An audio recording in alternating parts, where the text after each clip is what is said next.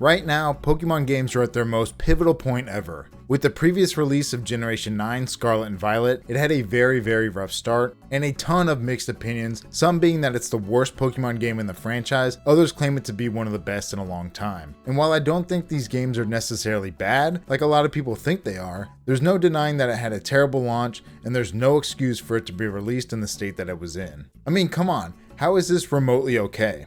It wasn't until the release of the Switch 2 that the game finally got some stability with the upgrade that came along with the release of the console.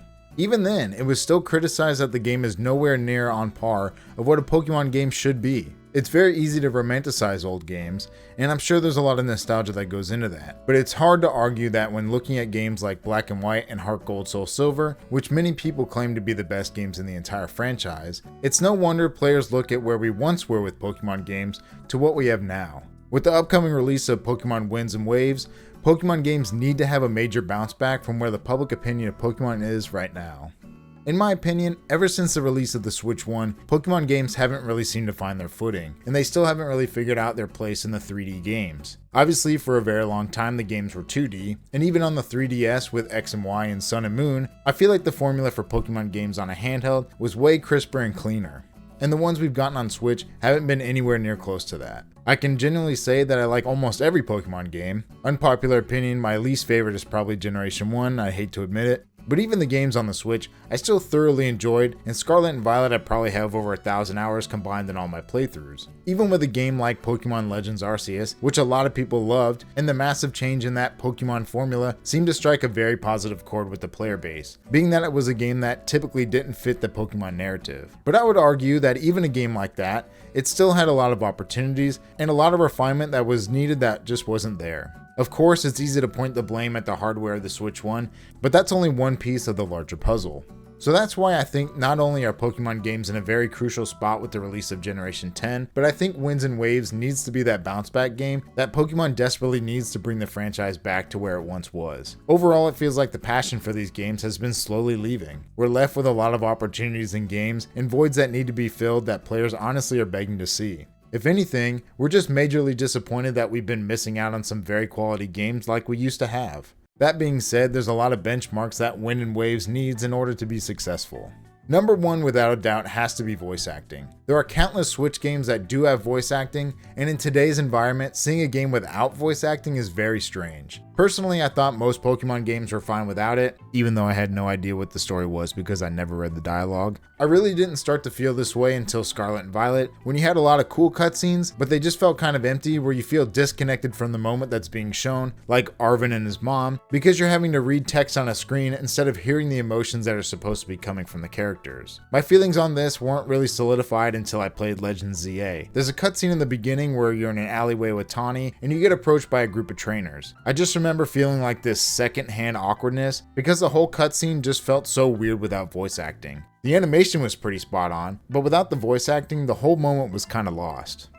The voice acting is kind of an honorable mention because I think it's just such a low-hanging fruit to be added to the game that would improve it so much more. But most importantly, we need to feel like the developers actually care. Like I mentioned before, it seems like the games we've been getting in the last few generations have been lacking a lot of quality and all those little details that make you feel attached to the game and the environment that you're playing in. We typically see Pokemon games come out every 4 years or so, but especially with Scarlet and Violet, I believe it was only around 3, and the players definitely felt that 1 year difference. It's super easy to look at all the shortcomings of Scarlet and Violet because it was such a disaster when it released. And even a game like Brilliant Diamond Shining Pearl, you start to get this feeling of like the developers just wanted to rush to finish a game and push it out. And that's understandable to a degree, because unlike almost every other gaming franchise out there, Pokemon is tied to so much more than just the games.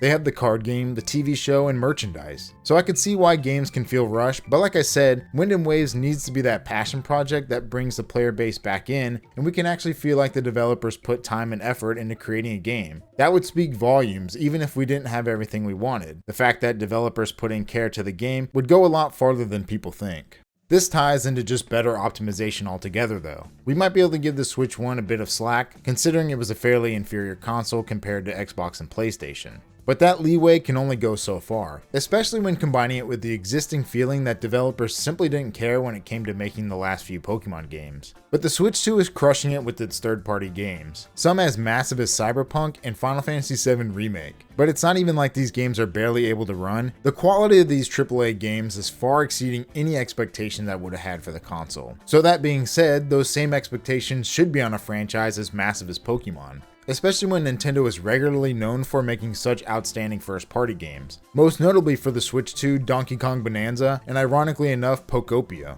And I think I speak for most everybody when I say we'd rather wait for a better optimized game to come out than to have whatever disaster Scarlet and Violet was so they can crank out another game just so they can be on schedule with their regular releases.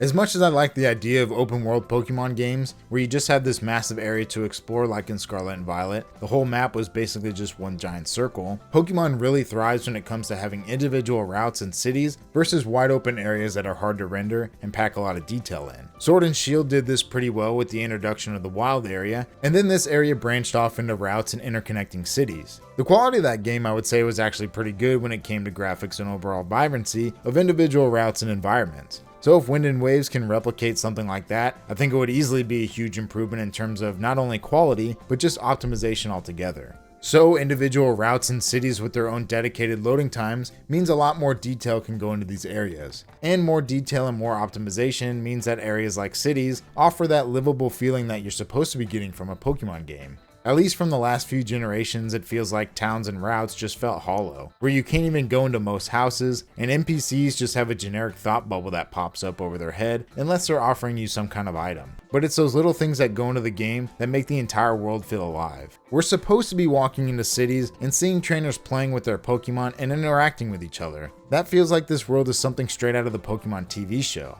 Especially when there's all those little side events you can do like beauty contests, and even side quests that are spread throughout the city just take the regular Pokemon experience and make them come to life. But if we're looking at a game like Scarlet and Violet, Legends ZA and Legends Arceus, if Pokemon wants to continue to go with that open world vibe, they especially need to draw inspiration from other games. While the open world experience is still relatively new to Pokemon, the idea of open world isn't a new concept by any means. So many games, for example, like Skyrim and Oblivion, reward you for being able to go out on your own way and go off that beaten path to explore everything the map has to offer, uncovering all those little secrets that are hidden within.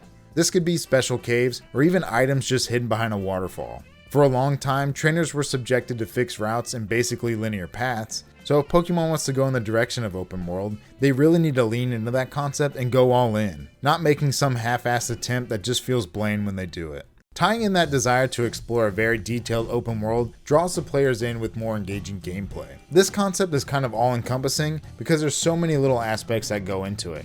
But if Winds and Waves can create not only an environment that players desire to explore, but also make that gameplay equally as engaging, then I feel like those two things combined can really make Winds and Waves one of the best Pokemon games ever. We've seen in previous generations that usually there's one part of each game that's kind of a slugfest. Typically the first game that comes to mind for me is something like Sun and Moon, where the beginning tutorial is like 2 hours long, and you finally get let off your leash after the first Z-Stone is acquired. So not saying the entire game has to be non-stop action and epic gameplay, but if Winds and Waves can fine-tune all those less engaging moments, those are some of the finer edges that could be sharpened to make this game awesome.